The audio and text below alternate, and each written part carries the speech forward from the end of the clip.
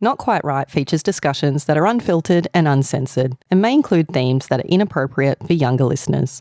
Also, I swear a lot.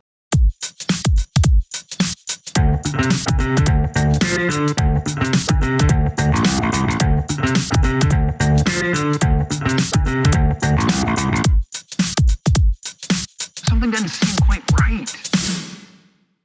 Welcome to Not Quite Right. My name's Ed. And I'm Amanda. And welcome to the pointiest end of the stick. The super pointy trophy and the shortlist. Yes, I'm so excited. For the very first write-off ever in the history of the universe. And look, this has not been a wait for us as we record. We have powered through the reading to determine our winner. I always love revealing the winner, so I was just very excited to get it done. But of course, for our listeners, they've been suffering along, waiting for this news. And so we're very, very excited to share our top stories with you. Yes, and you'll find out who the winner is very shortly. But before we reveal the winner, we've got several wonderful shortlisting stories to read. Always a highlight. Yes. And before we do that, we've got wildcards. Yes. We've got wildcards, we've got shortlisters, we've got winners. The end of the episode, we've even got a prize draw. We're going to find out who the winning team is and give one lucky person a prize. Well, multiple by the sounds of things. This is like, I don't know, I feel like I'm just doing these ones, you know, when you dish the money out. Making it rain. Making it rain. So that's coming up later in the episode, but let's kick it off with some wild cards. Let's shall. You know what? Let's give Dean a call. Why not? Dean helped us out again with the judging, as he so often generously does. And as always, we will start off with Dean's wild card. All right, Dean o'clock. Let's go. Hello, Amanda and Ed. Hi, Dean. Hi, Dean. Thanks for helping us out with the judging again this round. So how did you go? How did you find the write-off, the new format? It's a little bit different. Just having two teams made it a little bit of a different dynamic. Did you split them up? Did you judge one team first? Like, how did you approach it? Yeah, I actually did Team Ed and then I did Team Amanda. I was going to say in no particular order. I mean, reverse alphabetical order.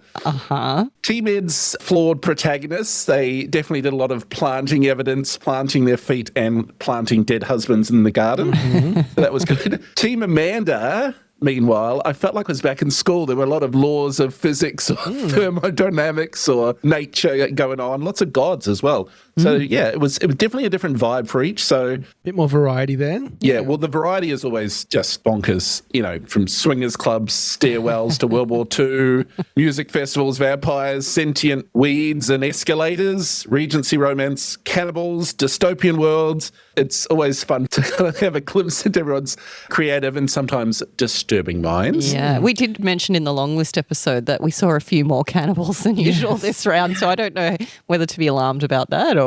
We'll be monitoring it, perhaps, as the rounds go on. So, Dean, I believe you curated a little set of shout-outs, some of your notable mentions. Yeah, I thought let's just do a little express shout-out. I'll start with just a handful of titles that jumped out at me. You guys know I love a title. Let me guess, there's some puns in there?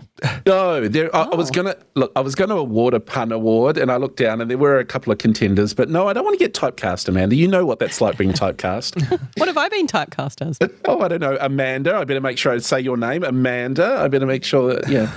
Oh, I see. All right, so I've got four to call out. The first one I thought was really just made me smile from the moment I saw it was, "How do I love thee? Let me count the flaws." That was from Joe Binns. Another one was, "Whoever wrote this whole music needs to pay for their sins." That was by Eleanor Menzel. I liked that one. And a memorable one that links the story back to the title as well. Exactly. Yeah. And Jennifer Lyons Bell wrote, "The quick brown dog slumped over the joyless bizarre fox."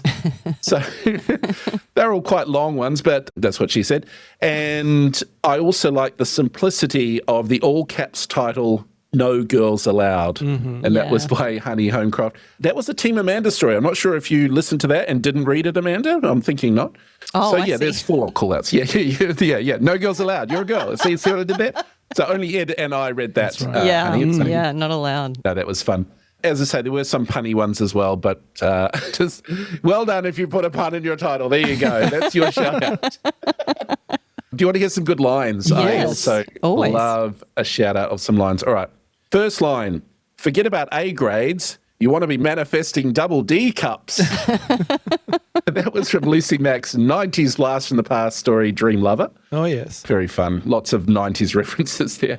Another one was, I felt like I was recording B-roll in a documentary about my own life. So that was quite a nice little observation from the story Wife for a Night by Chrissy Driver.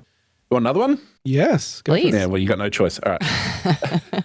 Humans always seem to be leaking from somewhere. Just Yes, I such a remember lovely that way That of one too. Yeah, all right, yeah. Well, it's got another shout out. Well done, K.A. Vargas. That's the story Heartstrings. And another very sort of descriptive-y one is clammy and nauseous, shame spread like sepsis. I just really like that sort of comparison. That was from The Cost of Admission by Kerry McCourt. And from S.G. Hunt's story, Mud, this great description. There was no land paved with gold. Below lay a skeletal landscape devoid of trees. Thousands of tents pricked the earth like canvas ticks, and the grating slush, slush, slush of the tireless puddler rose to their ears. So that when you read the story, about sort of gold miners and that sort of thing, it was very, very descriptive. And there were many more great lines. And just a reminder to everyone, keep them coming. They really do spark joy when you're judging a lot of stories to see them just pop up. They're real gems. Absolutely. Well, thank you for that, Dean. But you're here to announce your wild card for this round. That's right. Just to remind everyone, Watson, Amanda and Ed have picked their 6 place getters and their wildcards. I'm then invited to pick my own wildcard story, selected blind, of course. And this time around, it came down to 2 stories, actually. One was Team Ed and one was Team Amanda, as it turned out. But taking it was the Team Amanda story. And that story is Natural by Ben Daggers. Oh, congratulations, Ben. And thanks Congrats, for joining Ben. my team, Ben. I appreciate it. Yes. I mean, I'll give you a little bit of why I liked it. It's told from the perspective of a 10-year-old farm boy. He's witnessing for the first time his father slaughtering a chicken before later being forced to sit down and eat it. It had a really strong character voice and it had some great lines. In particular, this line stood out, so I'll give you one more line. My knife and fork got real heavy as Pa's words about the laws of nature kept pecking at my brain. Nice little circularity with the chicken there and great use of the law prompt too. So congratulations, Ben. It was a surprise to see your name, but at the same time, not really a surprise either. Oh, I'm never surprised to see Ben's name in amongst the leaders in a writing competition. So well done, Ben. Yeah, so definitely stood out. It was a close call. There were some great stories there. So well done, Ben. And well done, Team Amanda. 2-1 in the wild cards because you guys get to pick your own. So I guess I was the decider there. Nice to win something. But no, as usual, it was a privilege. Thanks, everyone, for the stories. And thanks, Amanda and Ed, for the opportunity to read the stories too. And thanks for helping us once again with the judging, Dean. Absolutely. Not a problem. Right on, guys. And I was lucky enough to meet Ben last year when I went over to Osaka. And that was lovely. I went to Ben's escape room. Yes. Super, super cool. And I will recommend to anybody who's traveling to Osaka. I went to an escape room recently and it wasn't that good. No, you got to go to Osaka. Yeah, that Just was pop my problem. over. So it's called Studio Escape. And the room that we did was the Shadow Zen room, which is a super cool sort of Japanese themed escape room. And I've done a few escape rooms now. My family and nerds like that. We're into that. Absolutely the best I've ever done. Really, really cool. So congratulations, Ben.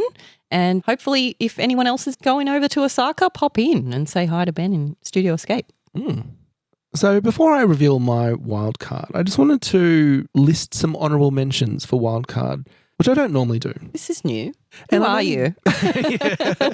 This was tough for me this round. Sometimes I have like 1 or 2 stories that stick out to me as like, yeah, I'll give this one a nod. It speaks to me directly. And this time around, there were several stories that did that. And I was really like, I deliberated on this for a long time to try and work out which one I wanted to award this very special honour to. So these are some honourable mentions. These are not wild cards, but these are ones that, for me, I just wanted to call out specifically for some qualities. So just to say, these are all Team Ed stories. We're going to reward our own team with wild cards. I'm not going to give your team, God your forbid. dirty team, a wild card. So the first one is North for Water by Catherine Mick. And this was, I'm not sure if you remember this, this is the motorcycle story, the motorcycle blowing by. And I just wanted to call this one out for its mood. Some highly evocative writing. It evoked this idea of dryness and dustiness really effectively. And it's about a couple that drifts apart, but it kind of has a very surprising ending as well. So I found that very moving and very moody, very metaphorical. So yeah, I just wanted to give you a little bit of a shout out there, Catherine. I did love your story. As did I. Another story called Planting by Philip McGann, and this one just missed out on the long list. Very close. I think it was like 41. Bugger. So sorry, Philip, we did have to, we had to make some tough choices, as we always do. But I just want to mention this because I really liked the voice. It was quite melancholy and also an excellent use of subtext there. So I think I called out some lines from the story as well on the long list episode. So I just want to mention that again, and well done, and apologies that you didn't make the long list, but I felt you deserved another consideration here as well. And so the story that I have decided to give the wildcard to, this one goes to Jess Grimes for her story Road Trip. And this was a story about, if I could summarize its themes, about parental disconnections, about living up to expectations, and again, another story that is rich in subtext, very much an action-focused piece, but reading between the lines, there was a lot of emotion there. And I don't think you got it, Amanda. I don't think you kind of felt it the same way as I did. Okay. But it did speak to me very clearly. So I wanted to call that out, Jess. So well done, Jess Grimes, on your wildcard. Congratulations. So Amanda, tell us about your wildcard. Oh, you want to hear about the superior team? No, we've already done the superior team. I want to hear about your team. Well, this particular story gave me goosebumps. And I say this every round. There's always a small number, a couple of stories that give me goosebumps. And this one certainly did. And it was A Daisy Floating on the Pasig River by A.A. Long. And it's set in the Philippines, and it's quite a dark and sad story, but deeply, deeply moving. And, in my mind, was shortlist material, didn't make it there in the end, but really, really beautiful story and very evocative imagery. So congratulations, A.A. Long. Your story connected with me on an emotional level, and I always think that's such an achievement. Yeah. So thank you and congratulations.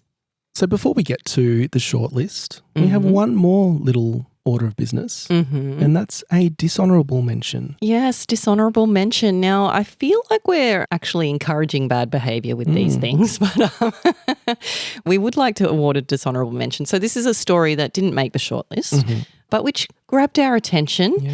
And for all the wrong reasons. All the wrong reasons. Referenced someone in the not quite right community and I guess dragged them into its nonsense. Yes. And so we wanted to award this dishonourable mention on this occasion to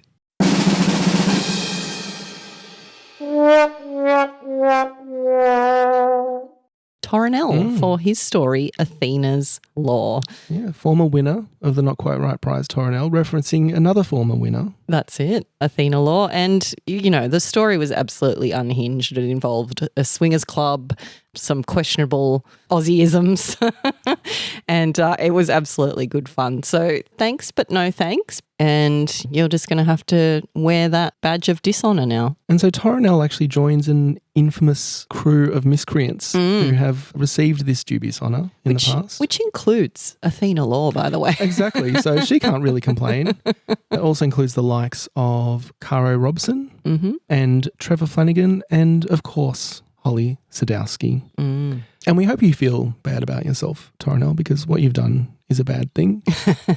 And we know you have because you've actually sent us a little message to atone for your sins. Hi, this is Torrinell. Amanda and Ed, I would like to apologize for what I wrote. You see, the love affair that Athena and I have, it transcends time zones. It transcends continents. And I'm sure you're familiar with Aberald and Heloise, a medieval monk and nun who spent a lifetime writing love letters to each other knowing they could never actually be together. Well, in the 21st century, that's Torrinell and Athena. Except instead of piety, She's married and I live in New York and I'm not castrated. Quite the opposite, actually. But I want to apologize to Athena for making our affections public. And I want to apologize to the swinging community. You are an important part of the culture, and without you, cruise lines would not be in business. So if I offended you or your hot, open-minded partner in any way, you can reach out to me on Instagram and we'll figure something out. Godspeed, and thank you. You are no monk and nun. Thank you very much. But apology accepted, and we wish you well in your endeavours. All right, but that being said, let's get to our shortlist proper. I'm excited to read the first one. So, in sixth place, we have from Team Ed, Ollie Ollie Oxenfree by Emily Rinkemer.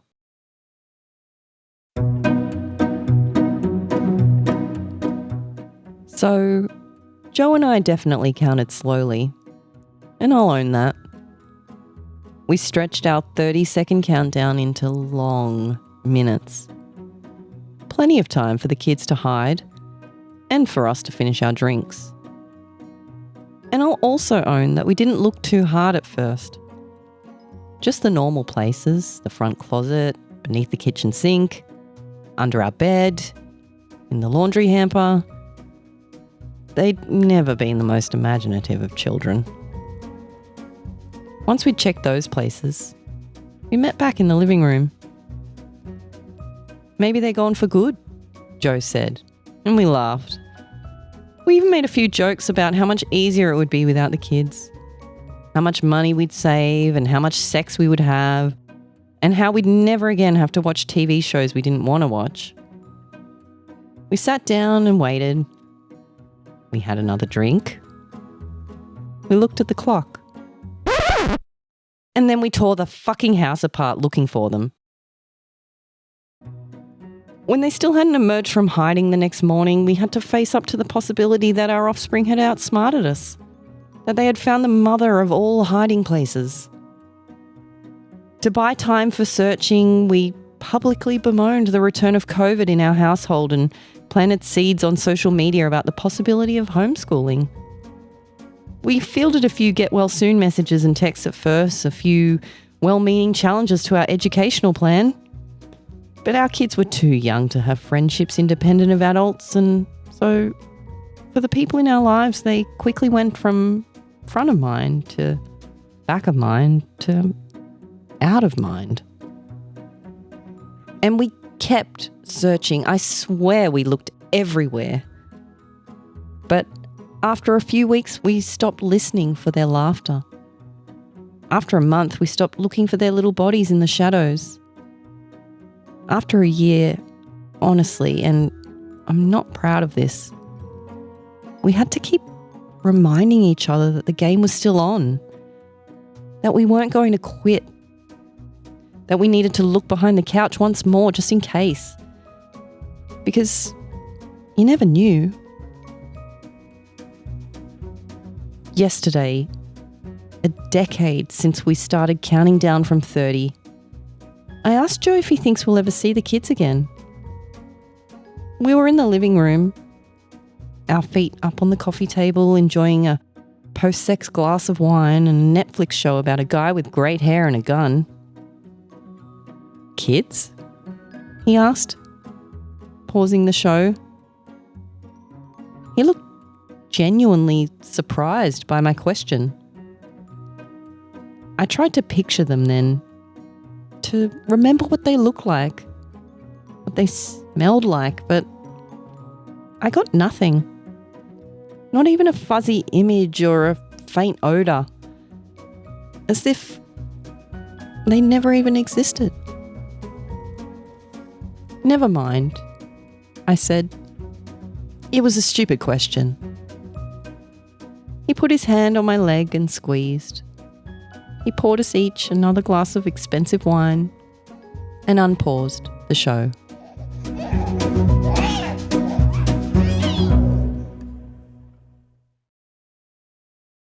So thank you, Emily, for your story, and thank you for choosing my team. And back on the shortlist, Emily. Well Yeah. done. Well done. Nice to see you again. And I love me a little bit of absurdist humour like this one.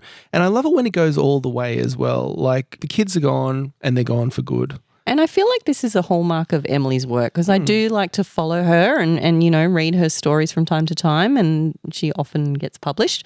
And this kind of taking something real and just taking it to its extreme is something that she does and something that I find really compelling every time. And it is that real emotional core. Like even as absurd Don't as say it out is, loud. You can't say it out loud. As parents, look, I'm not going to say anything that I'll regret here. But Let's just say we get We it. get it. We get it. We get what those parents are feeling, and the ending as well. Like the funny part is the end where they've forgotten that the kids ever existed, going all the way and exploring that full arc. So I think you did that very effectively, Emily. And I think there's something in that for everyone, like a little lesson, I suppose, that when you want to stand out in a competition, like it's not all about necessarily drama, like taking everything to its extreme. However, you can stand out by creating a story that is absurd, by taking something like this is fiction. We get to do these things, right? And so playing with an idea and seeing how far you can get away with, it can be a really fun way of grabbing judges' attention. And it worked in this case. So well done, Emily. Well done. So that takes us now to 5th place. And in 5th place for Team Ed is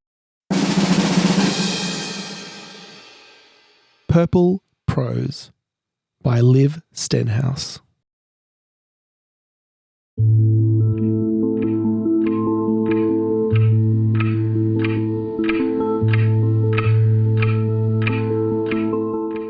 You don't know me, Jay, but I know all about you. I've spent many days choosing these words I'm now reading by your hospital bed, J-Dog. My therapist said I should write down my feelings, what I'd want to say to you. A hypothetical exercise though, I guess. I don't think she imagined I'd actually be sitting here with comatose you. Good to finally meet you though.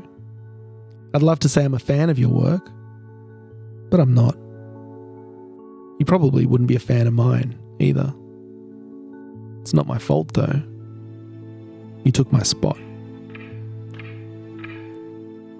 You probably first saw my handiwork when the love life rumours hit the socials, little Jay. You wouldn't be the first musician to have such a secret. I heard you'd started avoiding the public after the 50th time someone asked if you're a friend of Dorothy.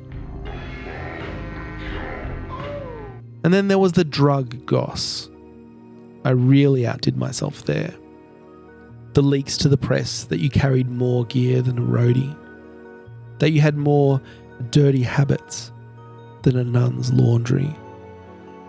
A planted baggie here, some footage with a dealer there. I'm surprised that last one worked, by the way. But hey, we all look the same, don't we? Besides, did you really make it that hard for people to accept you're nodding out half the time? And who could forget the assault arc, when Greg got that black eye on the ski trip? After all the cocaine whispers, the public were deliciously quick to believe the story I put out there. That you'd king hit him for asking you if there was any powder on the slope. I'm not sorry I took that to a racist place though. It's about time one of us got some use out of Whitey's slurs. Ain't irony a thing? They say fate loves irony too, Dr. J. And I reckon it was crushing pretty hard when it took you out. Asleep at the wheel, the police said. Drifted into oncoming traffic.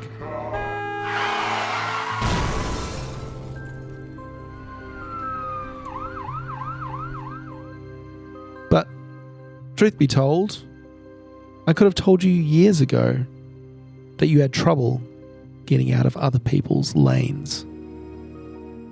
The biz only had room for one of us, and you took my fucking spot. I can't take credit for the crash, I admit.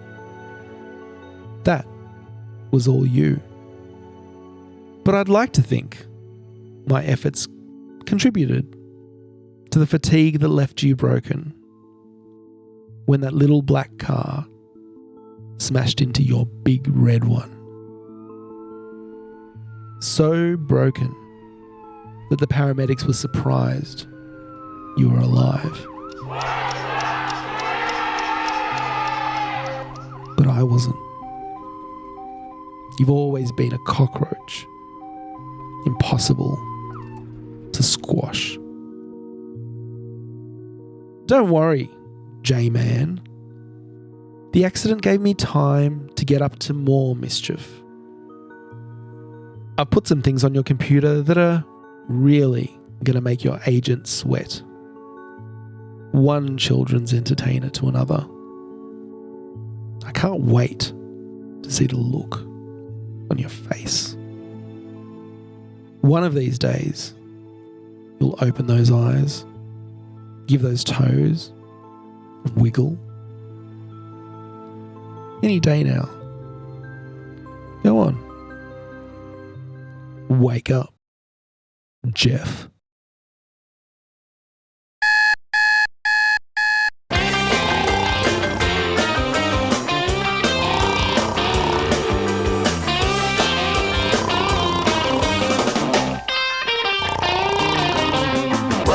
Jeff, everybody's wiggling. Wake up, Jeff, we really need you. Wake up, Jeff, you're missing all the fun now. Wake up, Jeff, before the day's through.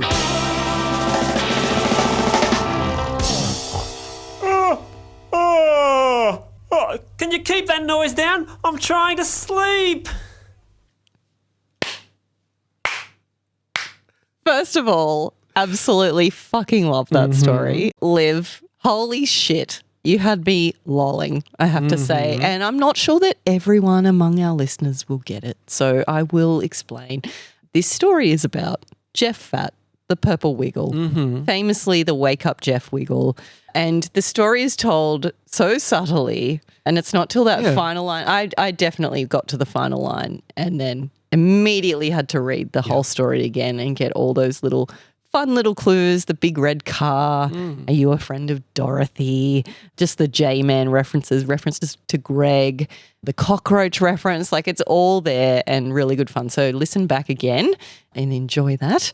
But, you know, maybe this story's not for everyone, a bit of a controversial pick perhaps, but it got to me, I have to say, and I pissed myself. Look, it was a fun twist and it was a great voice as well. Like, I love this idea of the vengeful children's entertainer who's had their spot taken. And like, I can imagine that is a cutthroat industry behind the scenes, right? Jeff would be rich as shit. Imagine yeah. if, you know, and you're just some dickhead who's like doing children's parties or whatever, you know, and these guys are so rich, just singing nonsense and just waggling their fingers at people. And, it, you know, you were talking about in the long list episode having empathy for our characters, and I really felt like I got the empathy in this one, but mainly just enjoyed the humour of it all. I just want to acknowledge, though, there's some deeply, you know, hashtag problematic stuff in this story. Some goes to a bit of a racist place a couple of times and starts to go down a deeply dark and depressing path, which is mostly just implied and hinted at rather than stated about what might be put on a computer, which is a little bit triggering in the Australian children's literature community at the moment. Now. Yeah, and a children's author who I've met and who I respected has recently gone down in flames for some accusations. Another one not that long ago. And so it's like really quite raw at the moment. But yeah, some problematic stuff. But you know what? Like, it's a great fucking story, so I don't care. Yeah. As depressing as that is, this story is very funny and I really appreciated it. And I appreciated, honestly, that Liv took those risks. I'm not sure that this story would do well anywhere, but they're not quite right. There are a few stories that are like that, but you found your people and we love that. You know what? I hope Jeff Fatt hears this episode somehow. He's a listener, I'm sure. And so, Jeff, if you are listening, I'm sorry. If you are we listening, love you. Wake up. Can you keep that noise down? I'm trying to sleep. So that takes us to 4th place. And in 4th place for Team Amanda is Newton's Laws, The Physics of Marriage by Julia Knuth.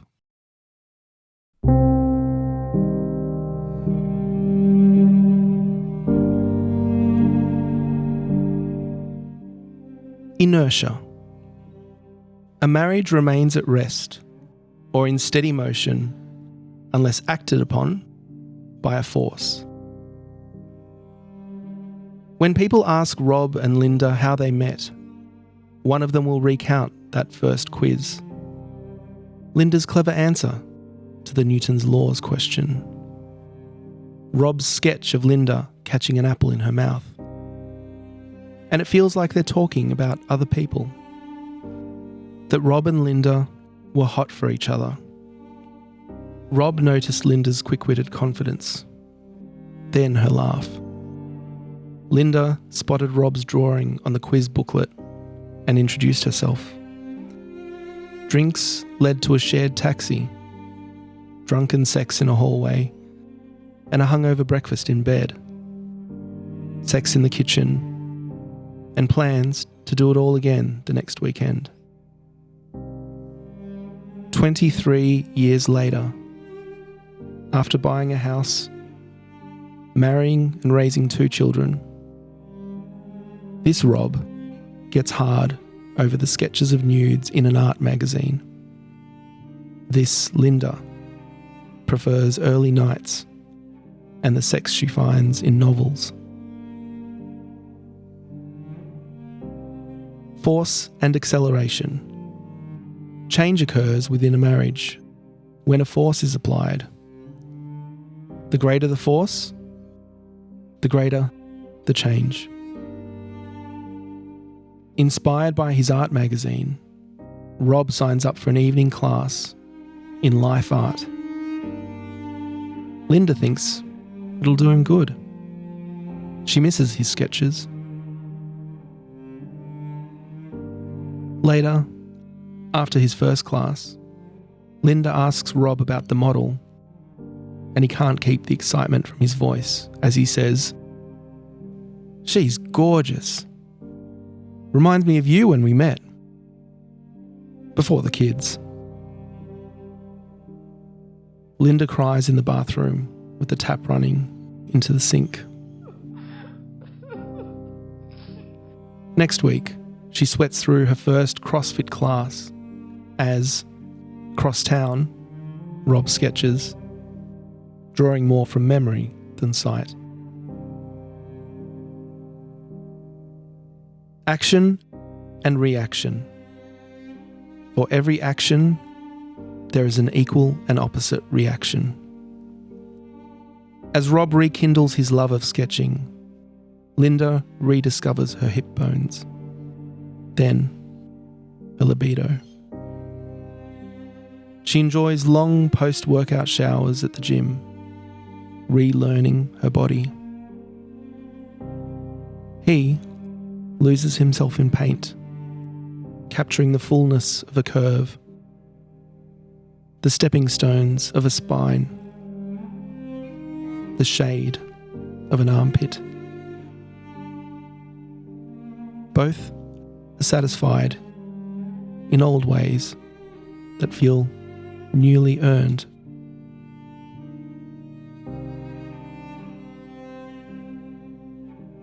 Linda is flattered by the attention of her CrossFit instructor. A homemade kale smoothie, free private coaching, then an invitation to an out-of-town competition. She says yes. knowing he has designs on her newly toned body. Rob makes the most of their weekend apart. He finishes his first painting, then checks out study options. Linda is relieved when her instructor finally makes his move in the hotel spa. Drawn to the uncomplicated want of it, she follows him to the lift, then stops. Rob opens the application form, fills in his details, and pauses. He leaves the tab open, revisiting it several times over the weekend.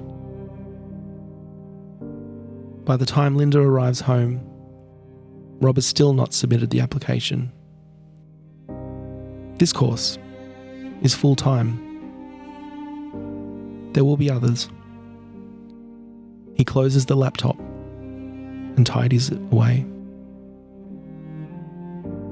He fetches his painting and presents it to Linda. It's beautiful. Linda, nude, laughing, biting an apple. Not young, not perfect, not static. An object in motion.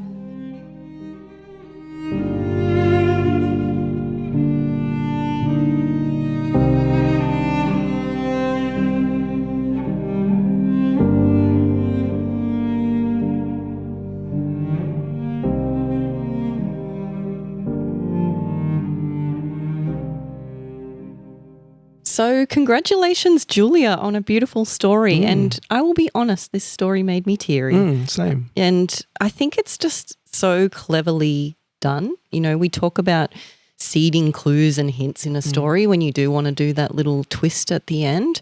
And I think one of the most beautiful lines is this one, just towards the end of that second section. Next week, she sweats through her first CrossFit class as across town, Rob sketches, drawing more from memory than sight. And, you know, that kind of implies that he's just so infatuated with his life model that he's just got her memorized. But actually, we learn at the end of the story that he's sketching from his memories of Linda. And I think that's just so beautiful. And I think a really pivotal sort of point for this story. And that kind of stuff is not an accident. You know, this is a very clever device that Julia has used in this story to, in my opinion, to great effect. And we talk also about how to make characters come alive and feel full. And I think these ones do. They have details about their life and interests that flow through without requiring backstory. It's just kind of in the action. And so we can like see these people in our imagination, but also there's enough missing, I guess, from them that we can also put ourselves in the story and identify with them. So that's a hard line, I think, to walk, to give enough of a character that they feel real and also hold enough back that you can identify with them. And I think you've done that very well in this story. And just on that detail thing, I think what Julia has also done really well here is select just very specific relevant details. As you say, we don't know everything about these people, but the details we do know are all extremely relevant to this specific story. And this device of the apple coming through and linking that back to Newton is also very clever. It's very cohesive. It makes the story feel complete and self-contained, which is very satisfying in the flash format too. So that's something I would definitely recommend people mimic if they can.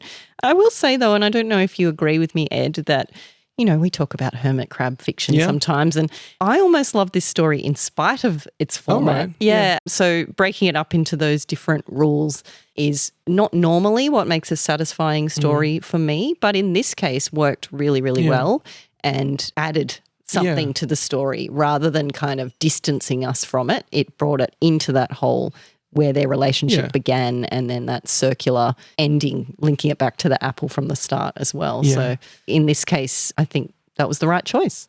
Yeah, I'm always wary when I come across like a hermit crab or like something that has that structure that is very intentional and authorial.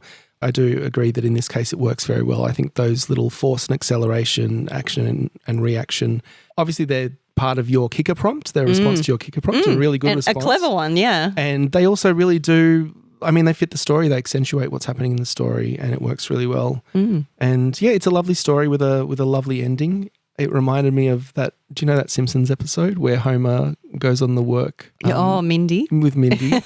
and it has the similar kind of ending where Marge turns up and there's the fortune cookies. Do you remember that episode? The fortune cookie. Oh, stick with your wife. Stick with you'll find new love. We're out of the stick with your wife fortune cookies. Sorry. Oh, that's funny because I was thinking of the bowling ball one. All right. Anyway, congratulations, Julia, on a beautiful story and on 4th placing as well. Well done. All right, so that brings us to the podium, which is always very exciting. So 3rd place, bronze medal, whatever you want to call it. And for 3rd place, this author will be winning 500 Australian dollars. And of course, as with all the shortlisted stories we're reading in this episode, will appear in our anthology at the end of the year as well. It'll be the 3rd edition this year. Exciting. So without further ado, in 3rd place for Team Ed is Gender Conceal by Claire Sands.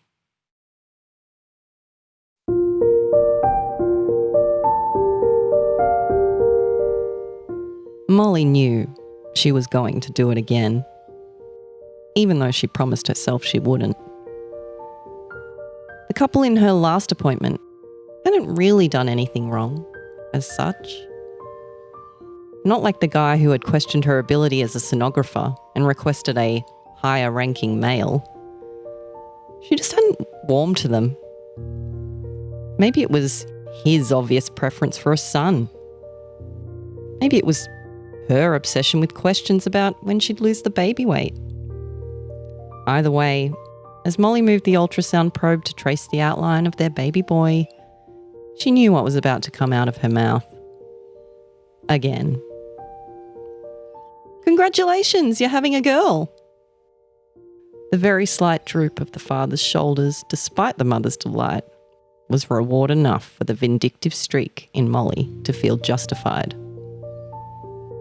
There. She had fed the beast. She would get a few days' respite now. Alone, in the consultation room, Molly snapped off her gloves and flung them in the bin. The inevitable guilt, tangled with her grief, crept inside the familiar hollow she carried. She tried to reason it out. It wasn't like she did it to everyone. For example, she'd never do it to a single mother. She just resented people's need to know everything nowadays. Why wasn't a healthy baby sufficient? Why did parents need to know which gender they were getting with such certainty? She hoisted herself up onto the bed next to the ultrasound, lifted her scrub top to reveal her stomach, and applied gel before running the probe over her lower abdomen. The screen attempted to show her what her mind was failing to comprehend. Hazy, grey and white flecks highlighted the absence of what she'd lost in an almost apologetic way. Maybe that's why she felt so hollow. The surgery had left a void. She no longer held a uterus that was patiently waiting to have life planted within it.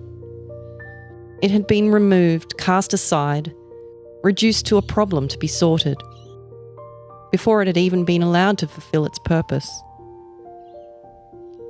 Yet, that small if still lingered in her thoughts, months after it was impossible. If I get pregnant. The if had to be removed too. I will never be pregnant, she whispered. The cruel realization hit her again. Experiencing the joy of a baby's quickening was something she would be denied. She placed the probe back in its holder,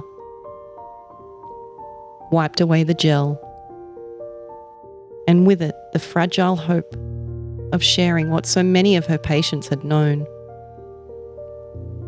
Her grief slowly morphed back to anger, snaking through her and strangling any remnants of hope fighting to survive.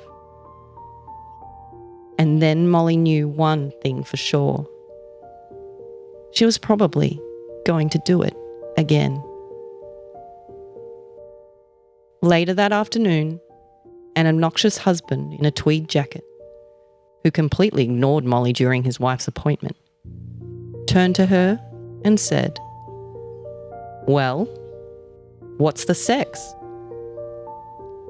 Molly smiled, drew in a breath, met his eyes without blinking, and said, "It's a boy."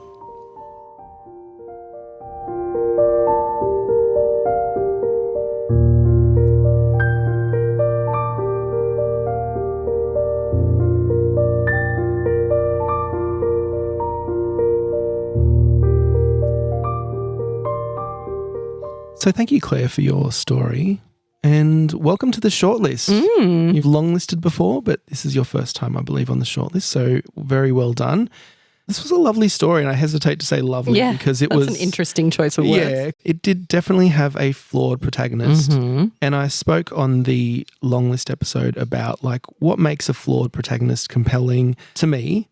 And this is the kind of story that I had in mind. One, I'll say it's relatable. The crime is a misdemeanor maybe, but one with petty crime. A petty crime, but one that does have quite big implications for the people who are on the receiving end. But what comes through is like the reasons. And it's not just because they're an evil person. It's because they are flawed in a way that is not really their fault. Yeah, and they're in pain, right? They're in pain. And that makes it very relatable and understandable. And we feel for this protagonist. And also, I mean, we are presented with some of the ways in which the people she's acting against are flawed too. Yeah, that's true. And maybe presented as not innocent. And that helps too, right? Because when we talk about being relatable, like if we're doing horrible things, it's usually to people that we think deserve it too, right? So I think that was clever. That's good close third perspective as well, because you're getting her thoughts coming through. And that is another thing that like helps us identify with this character, is that they're also like showing that they do have morals and values and things like that, and expressing themselves where they think they have some justification. Even though that's misguided, we can understand why they feel that way. And one other thing that came through for me in this story is that real raw emotion. And Claire's quite open about her journey as a woman who wanted children very much but does not have children. She has her own podcast in which she talks about grief and loss with her husband, and it's a wonderful listen. If that's something that's interesting to you, go and check it out. It's called The Silent Why, WHY. And I don't know, like you can often feel that realness come through when someone writes a story that's coming from a very genuine place. We talked about the tropes in the long list episode as well, the flash fiction tropes, for which we have an article. And one of those is very callously called the dead baby trope, right? That's what we call it, because we get these stories in which there is infant loss at some stage and often mishandled and treated in a way that is just like for maximum drama. Yeah. And then you get a story like this where, I mean, it's not even infant loss. It's the loss of that opportunity, and it's treated with such care and coming from such a place of real raw emotion. And we feel that. And you can get that through a story. And I think that's really amazing that we can connect that way with each other as a reader and as an author through just words on a page. And that's exactly what the art of writing fiction is all about. So this is a perfect example of that. And I really appreciate, Claire, you putting yourself into this story. It really resonated. And you should be very proud. Congratulations on your third placing. Well done, Claire. And I just wanted to say something about the judging process here that was very strange this round. When we receive all of the stories, we don't read them in the order that they arrive. They each get a random number that's applied when you submit your story, and we read them basically in that random order that gets applied. And this was the very first story in the list. And I think it's the only time that the first story in the list has gone on to make the shortlist. But for me, it set the standard for what was to come. Mm-hmm. It set a pretty high standard as well. Yeah. I kept referring back to that. And another coincidence is the following story, the number 2 story, was actually the one that came fourth. That's Newton's Laws, the Physics of Marriage. Which was, read. in fact, my first story. Which was the first one in your group, yeah. and this was the first in mine. Yeah, and as with you, that set the standard too. That's what everybody else was trying to live up to after that point. So kind of funny. Yeah, how really that strange, happens. but it's just a bit of a coincidence there. All right, so let's move on to the next place, and that's second place, the silver medal.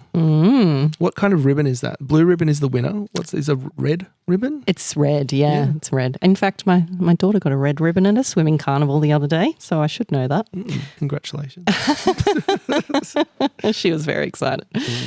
Well, the recipient of this red ribbon will receive $1,000 Australian dollars in cash, which is actually worth a little bit more now. That, let's not get into politics, but it is.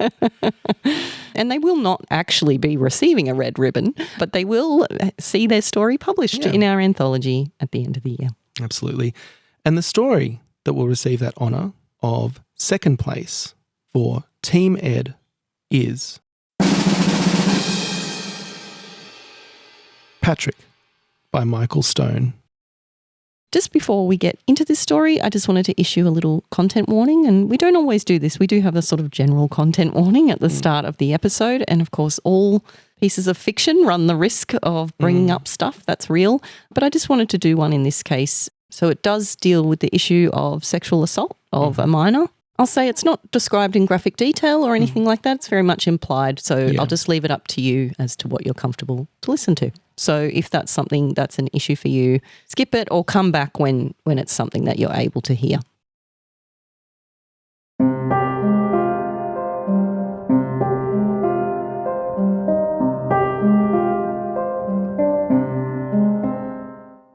In the dim of December, when the pines kowtow to the weight of snow, Claire takes John from chem class, turkey shooting in Saunders Farm. She knew he'd come, because God knows he's always wanted to fuck her. And hadn't she been warned of that? The boys will chase her. John says, "Why didn't we do this in November? Thanksgiving and all that." In November, she didn't need to build a gut, is why. "It's my gun," Claire says. "I decide when."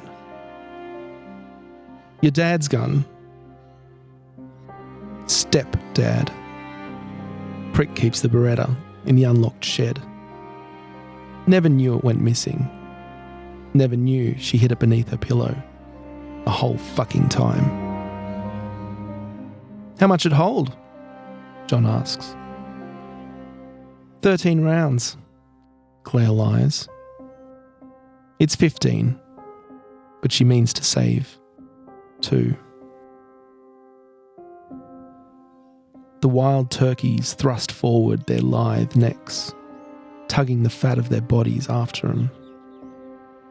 They slip over the snow-smothered field, between the stubble of corn stalks. Claire hates stubble. A grit against her shoulder. High with fury, she plants her feet, taking aim. "Third from the front. See it?" "Yep." "Before you shoot a turkey, you gotta name it." "Why?" John asks. "Makes it real." "What's his Patrick?" "Patrick?"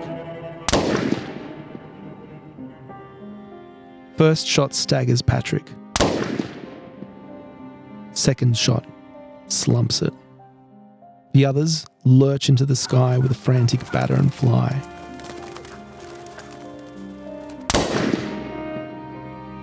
Third shot punches meat. but no jet of blood, no burst of feathers, no splendid display. And up close, you don't like its look. The bleary, unwavering eyes don't flinch at her pistol. It's like a toy in her hand. John whistles over the hole in the breast, the blood weeping into the matted barbs of parted feathers. "Patrick," he says, appreciatively. Claire says, "Put your finger in the hole." John laughs. "I'm serious." Boy's face goes limp. I'm not. Claire points the gun at him and he stumbles on his ass with a, "Jesus, don't. In her mind, she fastens his horror over her stepdad's face. "Put your finger in the hole," she says.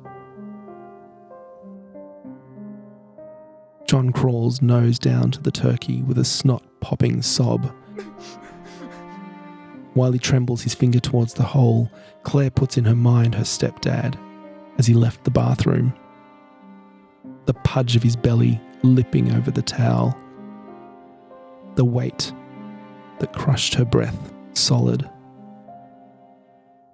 The burn of 5 o'clock shadow and that vile tickle of pleasure. That betrayal from her own fucking body. Soon as John's finger slips in, she imagines everything differently. Pulling the Beretta from under the pillow. Horror curdling his face. And soft, regretful resignation. She pops 2 quick bullets into Patrick and John yelps up, flicking blood in the snow, and she fires again, watching the punch and ripple of the flesh, and again, till the Beretta's slide locks back and click, click, click.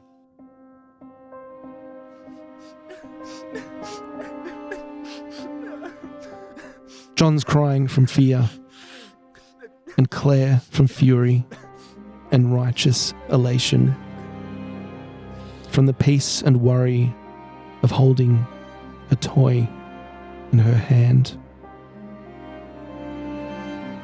"Take me home," she pleads.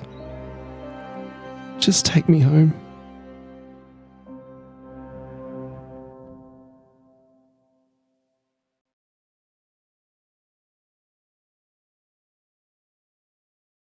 So congratulations, Michael Stone, and welcome back to the shortlist. 2 in a row, isn't it? And 2 second places in a Yes. row. So it was dead beef last time. And this time with Patrick. So congratulations, just backing it up. Well done. And there's a few things that, listening to this story that don't come through. And one thing is the lack of capital letters in the story. It's written in a certain style. So all of the sentences just start lowercase and there are no proper nouns with the exception of one. And that is the name Patrick. It's the only capitalized word in the story. And obviously Patrick is the significant figure in the mind of the protagonist. It's the name of the turkey and we're never told, but we assume that it's the name of her stepfather as well. And that's really powerful, powerful use of subtext there. And normally I'm also very skeptical when I encounter a story that has such an obvious style about it, something that is very intentional, because sometimes writers can rely on that really to impart that little bit extra. Yeah, I think the issue can be though when an author makes a big bold choice like that, and it feels like they're just doing it for themselves. Yeah, exactly. And it's not helping to communicate something to the reader. And that's a really risky approach. You need the reader to be on board with what you're doing. And so when you sort of break with convention, you run the risk that you're also going to disconnect from your reader. And I think in this case, you really towed that line pretty closely. It could have gone one way or the other. Like, it certainly got our attention, so there's that. And in another way, it's sort of, I find it a little confronting to read something that is so bold and dispensing with convention. But You do like to follow the rules. I do like to follow the rules. Yes, that is something about me. But it's not really about that. It's more like trying to find that place of connection. And I think by the end of the story, you got it. You know, maybe not when you first pick it up, but by the end. And it is an art form too, right? And so there are other tools at your disposal, and that's one of them. And I think in this case, that choice, it reflects that for this character, there is kind of nothing else in her world apart from Patrick right now. Exactly. She needs to get him out because everything else is like bleak and grey in her life. And Patrick is the only thing that she can focus on. And I think that's an artful way to express that. Yeah, I felt if I were to read this story and the capitalization was normal, it would still be just as good. Yeah. But I feel like doing that and emphasizing that in another way through the use of capitalization, I felt enhanced the story in this case. And it wasn't like a gimmick. It wasn't just for the sake of doing it.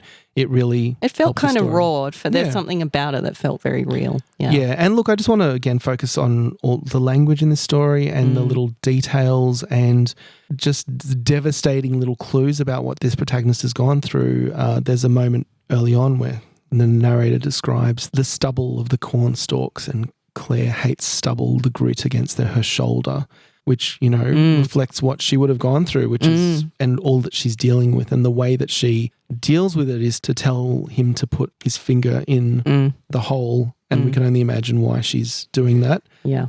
And it's very disturbing. It's very dark as well. And it reminds me of the story that won the last round as well in its darkness and its themes as well. And love it. Yeah, I mean, it really is a masterclass in subtext. I think that was a key feature of Michael's last story as well. So if, you know, you're a newer writer and you wonder about what subtext means exactly, that's what it is, right? She's talking about the turkey and mentioning the stubble. Yeah. And we know that's not what she's talking about or what she's thinking about. And that can be hard to achieve, but it's always, always worth trying for that, to give us something and have us know what it means. It's very much a show don't tell trick and something to strive for. But what I think Michael does here very well, and what is very important when it comes to subtext, is be still very, very clear. So the reader gets to do the work, but as we've said before with subtext, he's given us all the puzzle pieces and we just get to put them together. And that makes for a very satisfying read. So thank you so much for another powerful story, Michael. It is upsetting. It's pretty dark. But, you know, like that's real. Yeah. That's people's real experience. Exactly. And I think it's important to make people feel seen in that way. Yeah. So thank you, Michael, for your story. But now we move on to the pointiest end of the stick. So pointy. The recipient of the Pointy Trophy and 1,500 Australian dollars. Publication in the 2026 Not Quite Right Prize anthology, and actually will be the first story in that publication as well. The very first one. And I am particularly excited about this first place holder. We will get to that after the story. But now we are excited to announce in first place the winner of the January 2026 Not Quite Right Prize for Flash Fiction for Team Amanda is...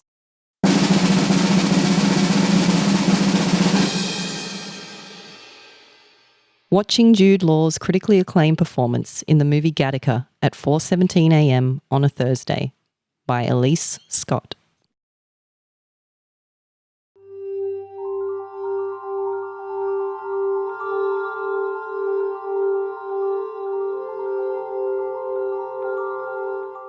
Jude Law tells Ethan Hawke that he used to be destined for greatness. But now, he gestures to his legs, canted to the side in his wheelchair. I want to show him how to adjust the leg rests. His back would feel so much better. But I can't. So I stare at his drawn-up knees, knobby and awkward as a pile of all-you-can-eat crab legs. I think of the fisherman's fist as he rips twitching limbs from a frantic creature, desperate for the sea. The critch of it. Felt, but not heard. Pain isn't just a sensation, I tell Jude Law. It's the unmade sound scrabbling at the cage of your ribs. The one you can't hear unless your own flesh and chitons are coming apart at the seams. I want him to understand Ethan Hawke can't see him. He only wants the parts of you he can use, I say. Ethan Hawke says Jude Law should be the one going into space. Because up there, your legs wouldn't matter. I shake my head. The motion sends a cascade of electric violence scurrying down my spine on claw-tipped feet so brutally beige I can taste the bitter hue of hospital in the back of my throat. Your legs would matter more than ever, I hiss through clenched teeth. What are you if not your story? I want him to see that he could glide through the infinite blue if only he could let his story unfurl. But he can't see himself at all. He's chased the truth of himself away with sarcasm and booze. Jude Law flings himself onto the floor and pulls himself up the stairs. Anadromous, choking on sweet water after a lifetime of salt. Convincing the world he's not disabled is his only noble moment. All the value he has. I press my lips together. I have to pee, so I pause him mid-journey and fling myself out of the bed. Halfway there, my pain softens to a blurry hum. Bad sign. My vision tunnels and loses colour. I dim and brighten with the beat of my skittering heart and crawl the rest of the way, on hands and knees.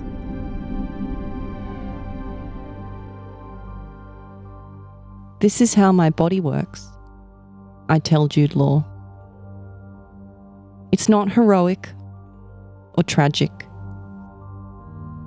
Sometimes I'm other things, but right now, I'm this.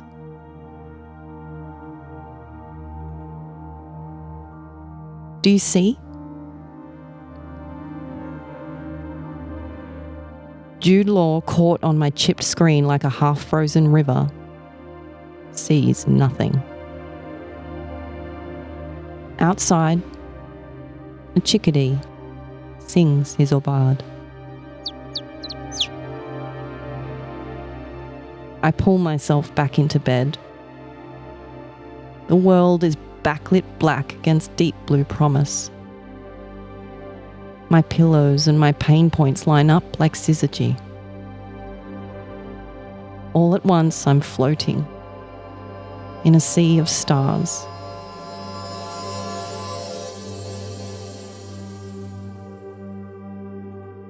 Sometimes it's like this. Sometimes my breath is unfettered. No, I tell Jude Law. I refuse to watch him roll himself into a crematorium and sear himself to char. Instead, I'll remember him like this. His curving spine, eloquent with promise. We too are creatures of sea and sky. We deserve better stories than this.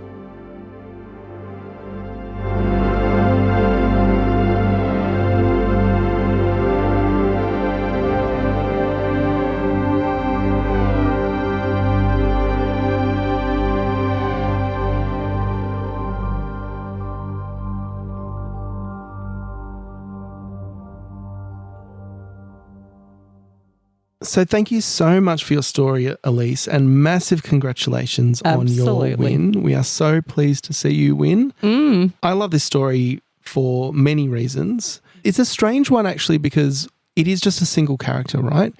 Interacting with their environment. And we often warn about introspection and encourage action. But the way that you've written this, there are actually another two characters that are in the story, and that's Jude Law and Ethan Hawke, and obviously great take on Amanda's kicker there. But you've also written that into the action of the scene. So everything that this person is thinking and going through all plays out on the scene that's happening on the TV screen. So it feels very active, it feels very present, and it doesn't feel internal at all. And, you know, thematically, it's this idea of someone struggling with themselves and, you know, at the same time they're searching for representation, someone who can understand them. And they're also in a way like searching for escapism. Yeah. And I think too, like one of the reasons why we would normally advise against this sort of interiority is because it often lacks conflict. You know, the stories that we describe as a vignette and too interior are ones in which a character sort of already knows what they think and they just think it through, and then the moment ends with no change and no sense of conflict throughout. It's just a person thinking their own thoughts. Whereas in this story, there is so much conflict, not only between Ethan Hawke and Jude Law in the movie, but also between this character and what the movie is portraying, and perhaps even between this character and their own conflicting thoughts about what it means to have a disability. And I think that's very resonant too, because I think for people who have a disability or are in the disability community, it often can feel conflicted like that. Sometimes you feel powerful and that it defines you in a way that makes you feel good and special. And at other times, of course, you hate it. You hate your life. You hate what it does to you. You hate how it limits you in ways that other people don't have to go through. And so you do have this conflicting feeling. Sometimes it's okay when someone tells you you're heroic because it helps you feel seen in how much effort you put in. And then other times it makes you feel like shit because you're like, I'm just living here. I'm just living my life. And it's not heroic to be me. How dare you? You know, and you can have all of these thoughts and they can all coexist in yourself. And I think that, you know, I don't have a disability myself. Obviously, my husband has a disability. My mum did too. Fortunately, hers is less of an issue now. But of course, we're all only ever a moment away from joining the disability community, and that's something worth remembering at times too, when we need empathy for that. Yeah. But it's not until you're in this community that you understand. And I think Elise in the brief explanation field too shared some information about becoming disabled and how that impacts the perception of something like a movie in which disability is being represented, and perhaps represented in a way that can be unhelpful too. Yeah. It's presented as though Jude Law is like transcending his body when he self-immolates. But he is his body too, and that's a part of him. And so it's all of that mixed up together. And I found it incredibly powerful. I believe I said on Twitter that it hit me in the feels, and it really, really did. It's a powerful piece of fiction, and one that I think will be resonant for many people in the disability community and those outside the community who can feel empathy for that too. Absolutely. And we've gotten to know Elise as well in recent weeks. Elise helped us out with judging for Flesh Fiction, as you'll hear on our forthcoming episodes for that. So yeah, we've gotten to know Elise quite well, and we do judge this blind, so we had no idea who wrote this story, but we were so thrilled when we revealed the winners to ourselves to find that you had taken the top spot. Absolutely. So big congratulations, Talk Elise. about conflicting emotions. Like I couldn't have been more happy that Elise took out first place, but then I'm like, oh God, like people are going to think, you know, that we've rigged it or something. But I hope anybody listening to this episode can hear why we chose Elise's story. And Elise has, of course, made the shortlist before. Yes. Very, very early days with another very powerful story. So you can go back and read that one too if you'd like to. But I think the story speaks for itself. So thank you so, so much, Elise. And I know you would have worked hard on this story. I know you would have poured a lot of yourself into it. And that really comes through. And it's worked for you on this occasion. Absolutely. So Elise, 1,500 Australian dollars will be heading your way very soon, and you will be featured in this year's Not Quite Right Prize anthology. But more importantly, we will also be sending you a pointy trophy with your name on it. Absolutely. But there's a few things left to take care of in this episode before we wrap up. I think we need to see where we stand finally on the teams. So I just want to start off by saying that, Team Amanda won. Are you ready to concede? No, shut up. I'm not at concession all. speech? This is not my concession speech. This is very much me claiming victory, which is that a Team Amanda story won the entire competition. So suck it. Yes. Thanks, Elise, for being on my team. And look, I think on that note, I want to pat ourselves on the back because we were quite objective when it got to like the long list and the short list level, and we weren't thinking about like whose team the stories were on. We just wanted to reward those stories that we thought were better in the way that we always do. We want the top stories to rise to the top, and they did that. And I think the clearest proof of that is that, unfortunately, Team Ed did win everything this round when it came down to the points. And if you were mathemachickening it, you would have probably figured that out after the long list episode, at which point it became impossible for Team Amanda to win.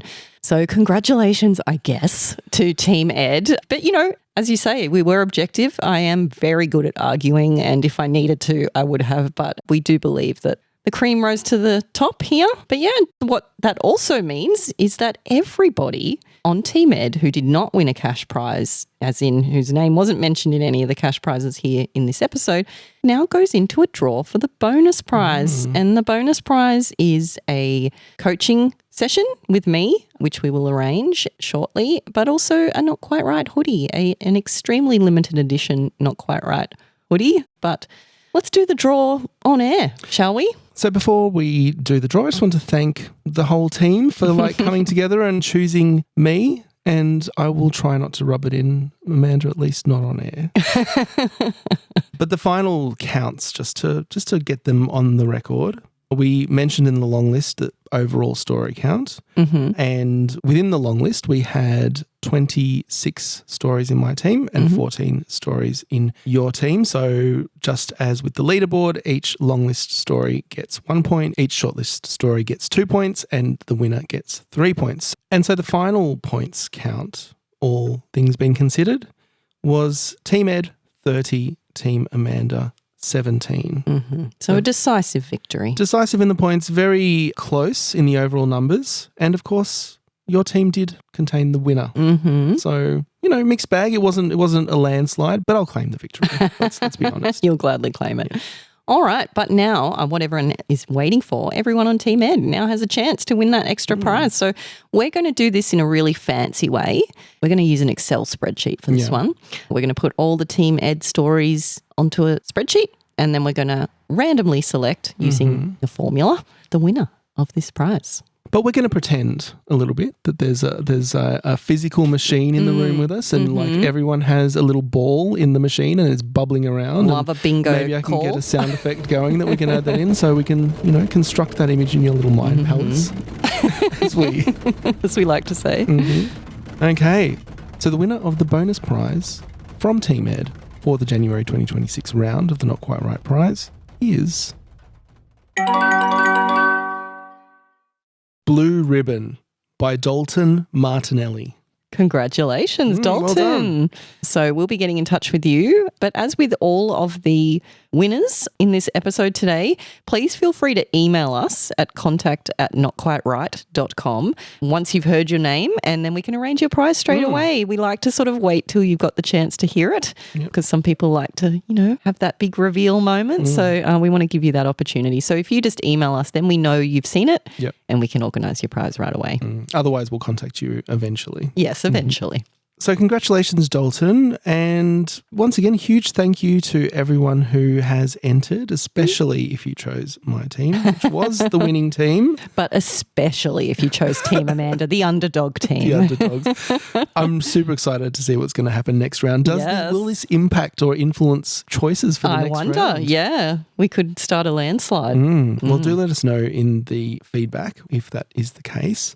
But a little bit more housekeeping to be done before we wrap up. So for the people who did shortlist and win, and also recipients of wildcard prizes, check the website. If you go to the honor roll, you'll find upgraded badges there. So if you did have a long list before, that'll be upgraded to your shortlisted place or your wildcard, and you can boast about them all over again on social media. Always fun boasting. You would know all about that, wouldn't you? I'm trying to hold it back, to be fair. Trying to be a... You are restraining yourself. Yeah, magnanimous in victory. But I did win. Didn't I?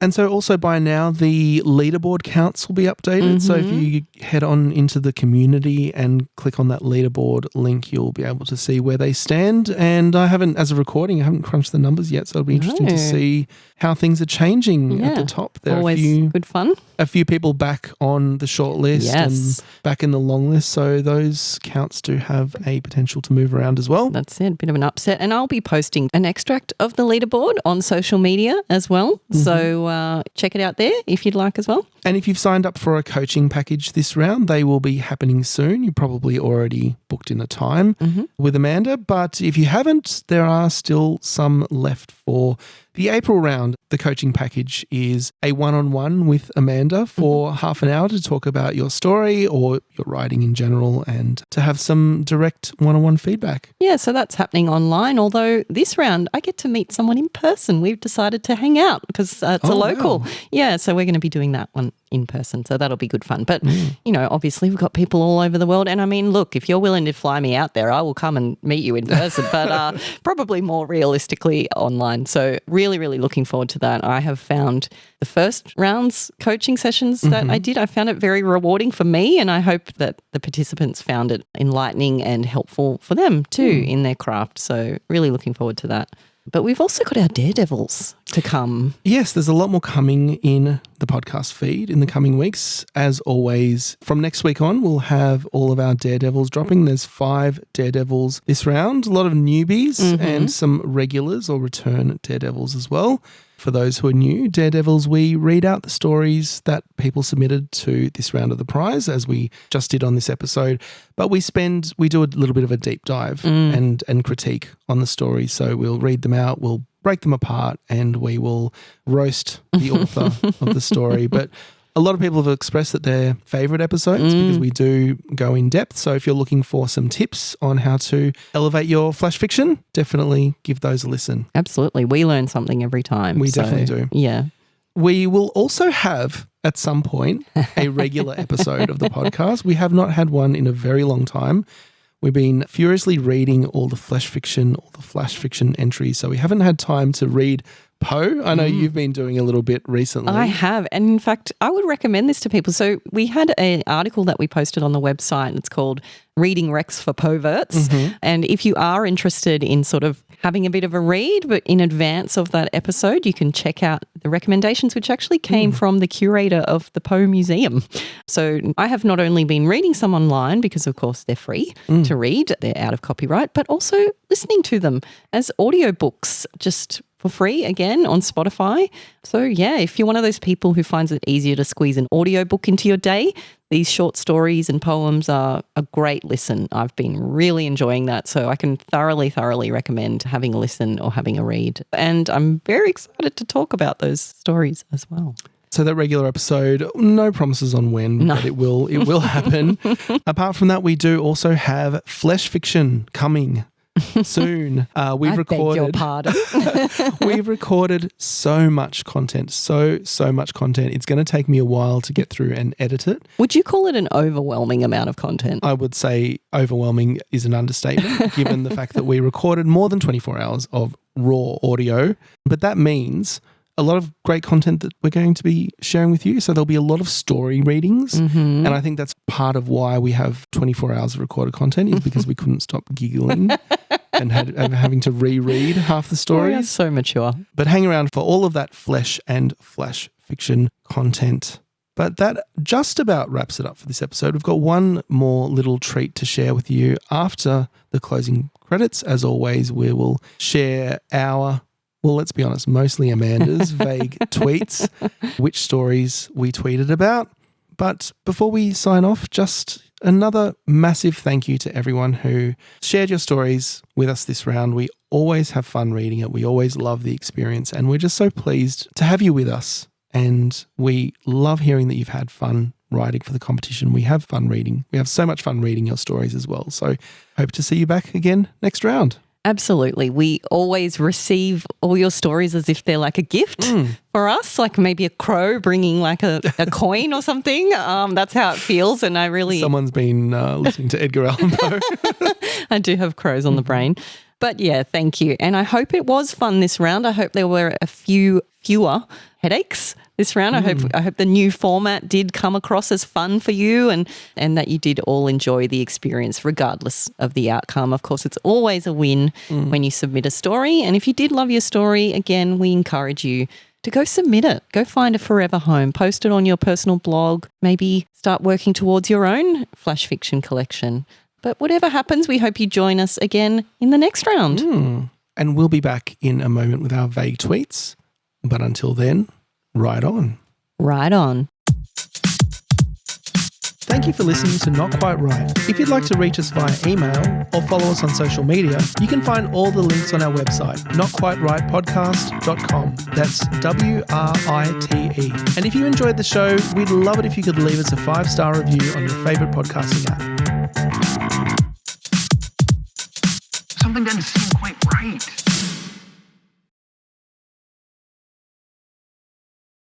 Okay, so we're back for our vague tweet reveals. And I think there were a few people a little bit disappointed we didn't have more vague tweets this round. But anyway, you get what you get and you don't get upset. Well, listen, I try my best. I had 2 this round. 2 vague whoa, tweets. shit. That's like that production is up by 100% or something. It's there. I tweeted a few times. Look, I've expressed this before. If you choose Team Ed because you want vague tweets, I've got some bad news for you. I do my best, but listen, also this round, as we mentioned, we really focused on the reading and we wanted to be able to record as soon as possible, all that kind of stuff. We were working quickly and furiously to get the results sorted. Yeah. So I'll do my 2 tweets first and then you can do all of yours afterwards. Sure. So sounds good. The first one was, first story read, and it's an easy yes for the long list. Great title, excellent use of the prompts, especially the kicker. I'm hoping this is a taste of things to come. And already alluded to it earlier in the episode. That story was Gender Concealed by Claire Sands, and that came third. So that's the kind of standard you need to hit if you want to get a tweet. Once again, wasn't that the same last time? It kind of was, you had to shortlist, yeah. Well, yes, on that note, the second tweet was, well done to this story with a single word title, you're my first favourite. And that story was Patrick by Michael Stone, which came second. So, yeah. So your top 2 stories, basically. That's what you have to do to get a tweet. Look, I'm working on it. I'm trying to be a better person and improve myself. So maybe part of that is trying to tweet a little bit more next time. Most people are trying to tweet less. Yeah. There's a happy medium in there somewhere. All right. Well, I'll get into my vague tweets now. And I'm a little bit more generous with my vague tweets. You don't have to win to get one, although I will start with my first tweet, which was first cab off the Not Quite Right prize rank and I am in tears. How dare you make me cry, and with a hermit crab, no less. And that was a shortlisted story. That was Newton's Laws, The Physics of Marriage by Julia Knopf. And as we indicated, we each read a shortlisted story first in our team. So very interesting fun fact there, but thank you again, Julia. Next, I said, I have just encountered a very suspicious story title among the Team Amanda stories, and that was Athena's Law by Torrinell. Now, I don't think you needed to reveal that. I thought that was, they might have known what you were talking about. I mean, I think I was maybe wondering, had Athena sort of disqualified herself? I knew she had a busy weekend. It was her birthday weekend, and that she wouldn't be probably putting all of her time and energy into a story. So I thought perhaps she'd just had fun writing something that she knew wouldn't be able to win. But in fact, it was Torrinell who gave us that story. Next, I said, I've just read a wild little romp with a wildly big title. It fascinates me how I can sometimes read an entire story in the wrong POV. In this case, a male POV that was supposed to be female. Doesn't matter? Not always, but it helps to be clear at story setup. And that was trying hard to avert Trevor's arrest after his outlandish refusal to till train me, his new trainee, by Lorena Oates. And yeah, I mentioned that I had the gender of the protagonist sort of wrong in my head, which when you look back, it should have been clear.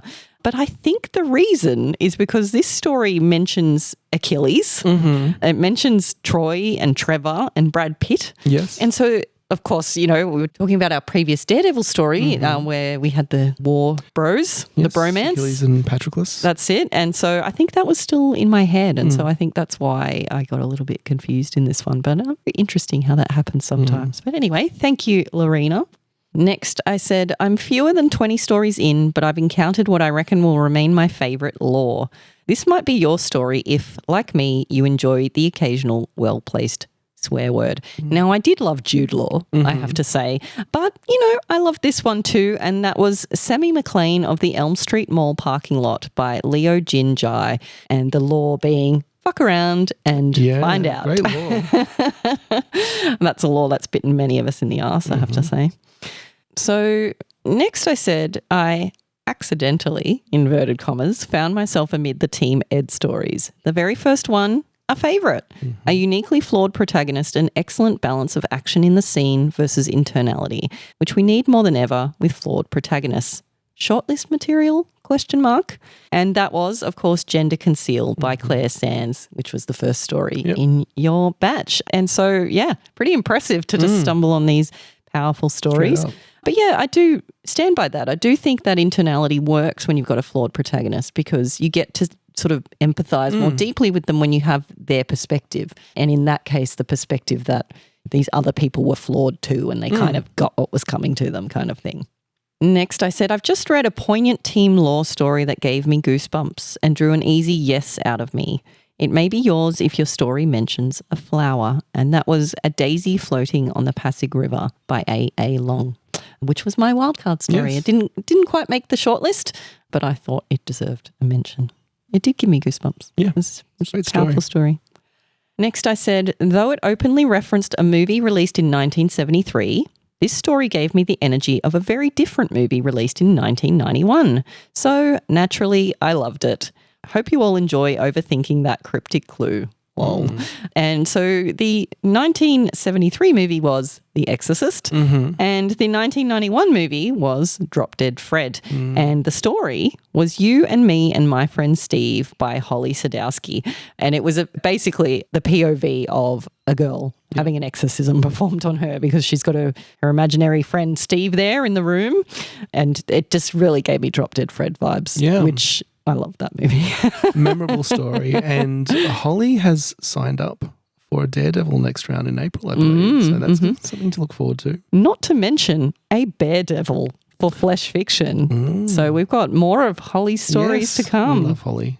We do. And I did love that story too. So it's always disappointing when it doesn't make the shortlist. But Holly, received with love. Great story. Next, I said, the author of this story, you caught me in the feels real bad and I think I might cry. This might be your story if you had a clever dual response to the kicker prompt. And, of course, that was watching Jude Law's critically acclaimed performance in the movie Gattaca at 4:17 a.m. on a Thursday by Elise Scott, i.e. our winning story this round. And Elise responded to that tweet at the time saying, ooh, this one really could be me, because Elise was being super supportive and retweeting our tweets and sharing the enthusiasm and love of the comp throughout. So I'm glad to report that, Elise, yes, you were right. That was your story. And the dual response, of course, being Jude Law as the prominently featured law in the story, but Elise was also covering this law of biological determinism and thoughts around what that looks like. So thank you, Elise, for hitting me in the feels, basically. Yeah. Again, I was sneaking over to Team Ed. I said, snuck over to Team Ed to see what's going on over there. This story is the first this round to receive strong scores from all three judges, a guaranteed longlister with some shortlist potential for sure. Damn. I was a little bit disappointed that the Team Ed story was just floating onto the long list. And that was our second place story, Patrick, by Michael Stone. And last but not least, my final vague tweet for this round was just, oh my God, just read the most unhinged Team Ed story and I'm here for it. Ha ha ha. It could be yours if jealousy was your protagonist's main motivator for murder. And that was Purple Prose by Liv Stenhouse. And another shortlister. And look, I cannot emphasize enough how hard I laughed at that story. I ran into Andy. He was in the other room. I ran in. I'm like, oh my God, you have to hear about this story. And I was just paraphrasing it all to him, and he was like a good husband laughing along with me, but absolutely hilarious. So thank you, Liv, for that story. That's it. That's the vague tweets for this round.